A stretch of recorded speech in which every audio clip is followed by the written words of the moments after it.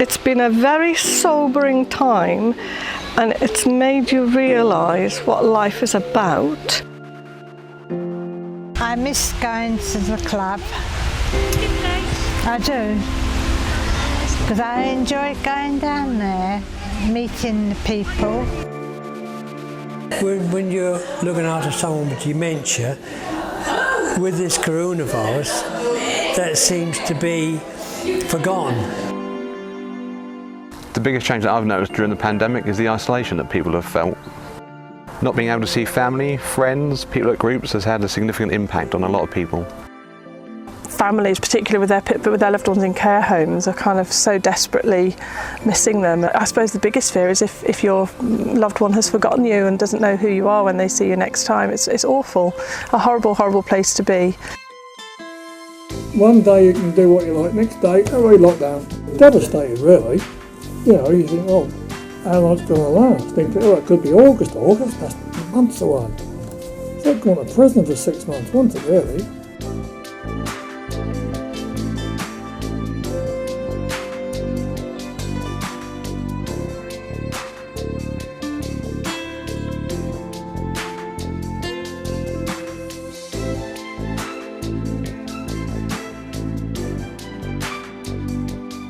My role is to support people with a diagnosis of dementia and memory problems. It may be before a diagnosis.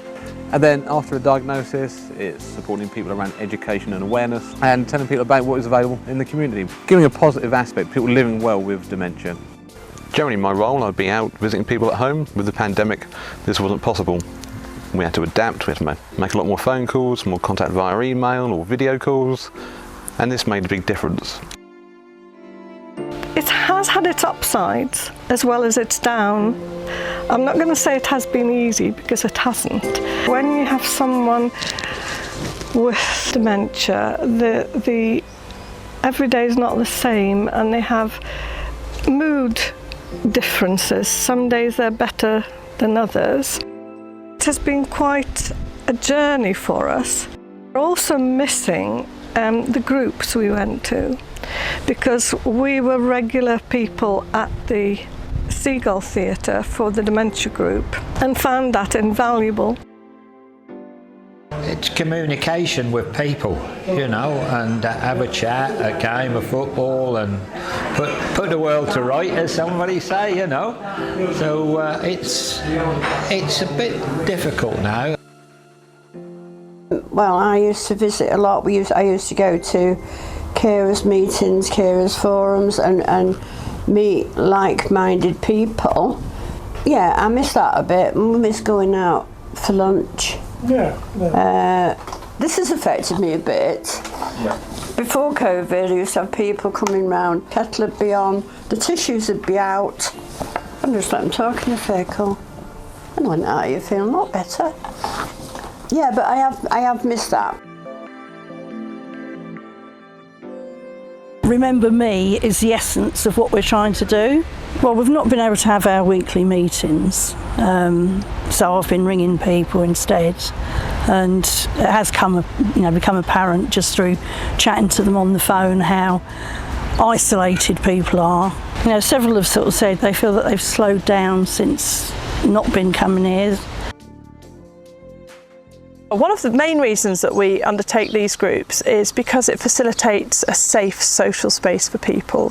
So it's as important for the carers to come along as the people who are living with the effects of dementia. People can be quite unresponsive, they can come into the room with fear, anxiety, confusion, and as soon as they hear the music, it's like a switch goes off, and it's just such a rewarding job to be able to help people to feel good about themselves, to lose the anxiety, lose the fear, and find a space where they can actually function.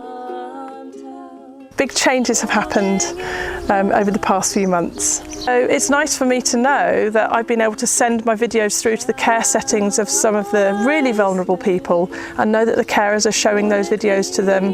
Just knowing that there are people at home unable to go anywhere, living with this awful fear and worry, that you've just given them a little window of opportunity to help with that interaction and help them to keep functioning, has been what's driven me forward. For a lot of people having less interactions through the pandemic, being able to meet someone and talk about their circumstances has been really important for them. As lockdown eased, we were able to introduce garden visits. This was better for us and for the people that we support.